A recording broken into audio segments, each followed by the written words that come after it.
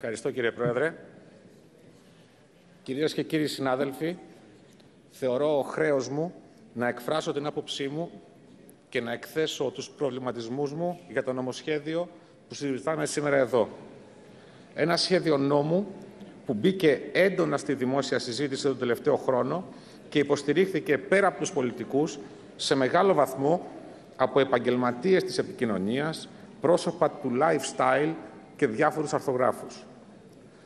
Όλοι αυτοί δεν θέλησαν απλώς να πείσουν την ελληνική κοινωνία για το πόσο αναγκαίος είναι ο γάμος των ομόφυλων ζευγαριών, αλλά θέλησαν για άλλη μια φορά να ρίξουν στον κεάδα της απαξίωσης όσους διαφωνούν με το σχέδιο νόμου, μιλώντας για σκοταδισμό.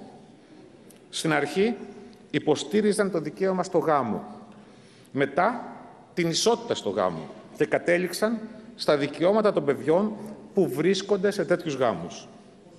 Από τη μια πλευρά άλλαζαν το αίτημα για να πιστεί η ελληνική κοινή γνώμη και από την άλλη στοχοποιούσαν οποιονδήποτε αντιδρούσε. Στοχοποίηση ανθρώπων με διαφορετική από αυτούς άποψη. Είναι παράλογο να παλεύεις για δικαιώματα και να μην σέβεσαι το δικαίωμα στην άλλη άποψη. Γράφτηκε, το κάνουν για ψηφοθυρία αυτοί που λένε όχι. Και το έγραψαν αυτοί που αλλάζουν άποψη για να είναι αρεστοί. Γράφτηκε, αυτή είναι κόρη παπά, γι' αυτό δεν το ψηφίζει. Ακούστηκε, αυτός αν ήταν ακόμα υπουργός, θα έλεγε τα ίδια.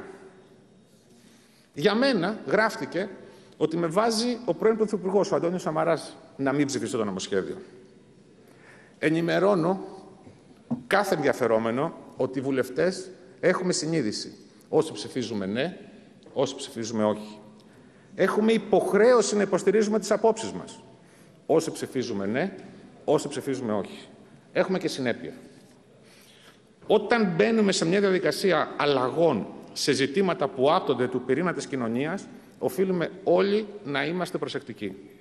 Θυμίζω λοιπόν πως όταν ήρθε στη Βουλή το Σύμφωνο Συμβίωσης, εξέφρασα τη διαφωνία μου λέγοντας τότε ότι ανοίγει πόρτα για την αναδοχή παιδιών από ομόφυλα ζευγάρια. Είπα τότε ότι δεν είναι το τέλος μιας εκκρεμότητας, αλλά η αρχή μιας σειράς από διεκδικήσεις που δεν ξέρουμε που θα φτάσουν. Είναι ο προθάλαμος. Η τότε κυβέρνηση και οι υποστηρικτές του Συμφώνου Συμβίωσης απέρριπταν κατηγορηματικά ένα τέτοιο ενδεχόμενο και έκαναν λόγο για σενάρια φαντασίας και για ανυπόστατες εικασίες συντηρητικών κύκλων.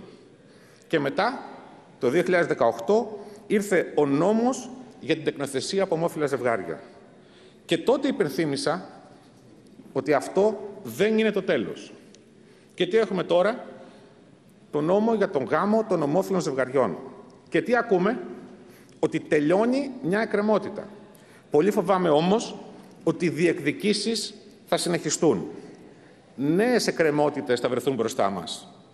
Με το σημερινό νομοσχέδιο δεν υπάρχει θέμα παρένθετης μητέρας, δεν υπάρχει θέμα γονέα 1 και γονέα 2. Αύριο, μεθαύριο, σε μια νέα πολιτική συγκυρία, με νέες πιέσεις από την κοινότητα ΛΟΑΤΚΙ, σύμφωνα με την έκθεση της Επιστημονικής Υπηρεσίας της Βουλής, όλες οι υφιστάμενες διατάξεις για το δίκαιο της συγγένειας αναφέρονται σε πατρότητα και μητρότητα. Δεν αναφέρονται σε γονεϊκότητα. Υπό την έννοια αυτή, συνεχίζει η έκθεση, τέκνα που θα γεννηθούν, παραδείγματος χάρη μιατρικώς υποβοηθούμενη αναπαραγωγή, ή που θα υιοθετηθούν από ομόφυλα ζευγάρια, δεν θα μπορούν να συνδεθούν νομικά και με τους δύο γονείς τους με ευθεία εφαρμογή των κείμενων διατάξεων για την ίδρυση συγγένειας που βασίζονται στα τεκμήρια της πατρότητας και της μητρότητας. Τι σημαίνει αυτό? Σημαίνει ότι σύντομα θα κληθούμε ξανά να ψηφίσουμε όσα σήμερα λέμε ότι δεν πειράζουμε. Και τελικά ίσως φτάσουμε και στην αντικατάσταση των όρων μητέρα και πατέρας με το γονέας 1 και το γονέας 2. Το ίδιο μάλλον θα γίνει και με την παρένθετη μητρότητα. Όπως προκύπτει από την ίδια έκθεση, το πρώτο ομόφυλο ζευγάρι που θα προσφύγει σε οποιοδήποτε δικαστήριο επειδή του απαγορεύεται να αποκτήσει παιδί μέσω παρένθετης μητέρας, θα δικαιωθεί. Καθώς με το νομοσχέδιο που συζητούμε σήμερα, επιτρέπουμε την αναγνώριση παιδιών ομόφυλων ζευγαριών που αποκτούνται με παρένθετη μητέρα στο εξωτερικό. Κατά συνέπεια, δεν είμαστε στο τέλος ενός κύκλου, αλλά μόνο στη μέση. Και αναρωτιέμαι, πού θα σταματήσει, γιατί ο γάμος θεωρείται δικαίωμα, είναι επιλογή. Γιατί οι επιθυμίες αποτελούν δικαίωμα, είναι επίσης επιλογή. Ενώ τα δικαιώματα των παιδιών που ζουν ήδη σε γάμους ομοφύλων, σε συμβίωση ομοφύλων, θα μπορούσαν κάλλιστα να καλυφθούν με επέκταση του Συμφώνου Συμβίωσης. Και ακούω, εσείς που δεν ψηφίσατε το Σύμφωνο Συμβίωσης, γιατί το επικαλείστε? Γιατί είναι νόμος του κράτους και ως τέτοιον μπορούμε να τον χρησιμοποιήσουμε. Και θέλω να ξεκαθαρίσω και κάτι ακόμα. Στη δική μου αντίληψη, το να είσαι κατά του γάμου των ομοφύλων δεν σημαίνει ότι είσαι κατά των δικαιωμάτων τους. Και σε καμία περίπτωση ότι είσαι ομοφοβικός. Σημαίνει ότι διαφωνείς με την αλλίωση της έννοιας της οικογένειας. Στο δικό μου αξιακό κώδικα, η επικράτηση των δικαιωματιστών καταλήγει στην πλήρη βιολογική αποσύνδεση της οικογένειας και φοβάμαι ότι μας οδηγεί σε λάθος δρόμους. Πιστεύω στην εξέλιξη, όχι όμως στο γκρέμισμα ταυτοτικών θεσμών του έθνους όπως είναι η οικογένεια. Βέβαια, κυρίες και κύριοι συνάδελφοι, η σημερινή ατζέντα που συζητάμε έχει και ένα ευρωπαϊκό και παγκόσμιο πρόσημο. Η woke ατζέντα έχει αρχίσει και σχωρεί βία στη ζωή μας. Η ατζέντα της αποδόμησης, η ατζέντα της σύγχυσης, το γκρέμισμα όσων συνιστούν την κοινή μας κληρονομιά, όπου τα πρόσωπα της μάνας και του πατέρα υποβιβάζονται και η οικογένεια, από κύτταρο της κοινωνίας, γίνεται ακόμα μια κορυφή που κατακτούν δικαιωματιστές. Η οικογένεια για την Ελλάδα έχει ταυτοτικά χαρακτηριστικά και υποκαθιστά σε πολλά μέρη, σε πολλά κομμάτια της ζωής μας, το κοινωνικό κράτος. Η οικογένεια κράτησε όρθια τα μέλη της στην κρίση. Κράτησε την κοινωνική συνοχή. Και μην μπερδεύουμε την ελληνική οικογένεια με ρητορίες σχετικά με όσα συμβαίνουν στην Ευρώπη και γενικότερα στη Δύση. Στη Σουηδία υπάρχει εικόνα του παππού στο σπίτι. Στη Δανία φυλάει η μαμά. Την ανακοίνωση, κύριε Πρόεδρε, για 2 λεπτά. Το πολύ μισό λεπτό. Όχι, κύριε Πρόεδρε, κρατήστε. Και εσένα το παρακαλέσαμε να τηρείτε. Στη Δανία φυλάει η μαμά τα παιδιά της κόρης της για να πάει να δουλέψει. Στην Ολλανδία πληρώνει η γιαγιά τα φροντιστήρια του εγγονού της. Στην Αγγλία μένεις με τους γονείς σου μέχρι τα 30 γιατί δεν μπορείς να μείνεις μόνος στο σπίτι. Κάθε χώρα έχει τις δικές της αξίες και παραδόσεις, τις δικές της κοινωνικές συνθήκες και ανάγκες. Ο ξεκάθαρος ευρωπαϊκός και δυτικός προσανατολισμός της χώρας μας δεν σημαίνει τη μετατροπή των εθνικών κρατών σε κοινωνική σούπα. Κάθε άλλο. Η Ευρώπη των κρατών και των πολιτών της, με τις διαφορετικές παραδόσεις, είναι ο μεγάλος πλούτος που πρέπει να διαφυλάξουμε. Οφείλουμε να διαφυλάξουμε όμως και τις αρχές και τις αξίες μας που είναι πέρα και πάνω από εμάς. Χαρακτήρισαν την πορεία του γένους μας και τους χρωστάμε την ύπαρξή μας.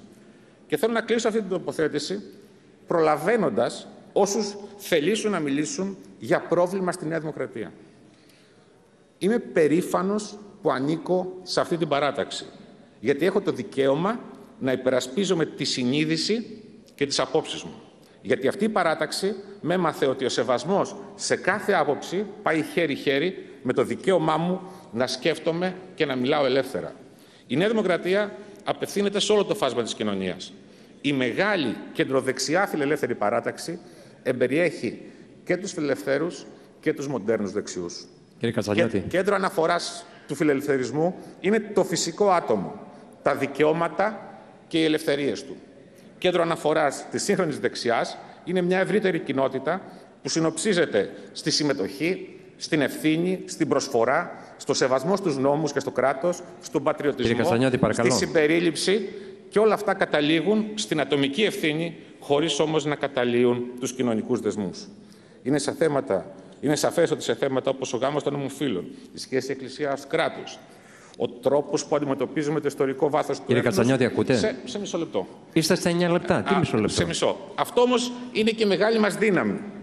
Και αυτή τη μεγάλη παράταξη να είναι σίγουροι όλοι πως θα τη διαφυλάξουμε. Μπορούμε να συζητάμε, να συμφωνούμε, να διαφωνούμε και τελικά να προχωράμε μπροστά για τις μεγάλες μεταρρυθμίσεις που χρειάζεται η χώρα. Στην ασφάλεια, στην υγεία, στην παιδεία και στη δικαιοσύνη. Ο Πρωθυπουργός της χώρας ξέρει τα σημεία που έχουμε αξιακές διαφωνίες, σέβεται την αλληλεγγύη, θέλει τη σύνθεση 10 λεπτά και θα γι' αυτό μιλήσετε. δεν υπάρχει κομματική πειθαρχία σε τέτοια θέματα. Ευχαριστώ πολύ. Επόμενος ομιλητής και τελευταίος.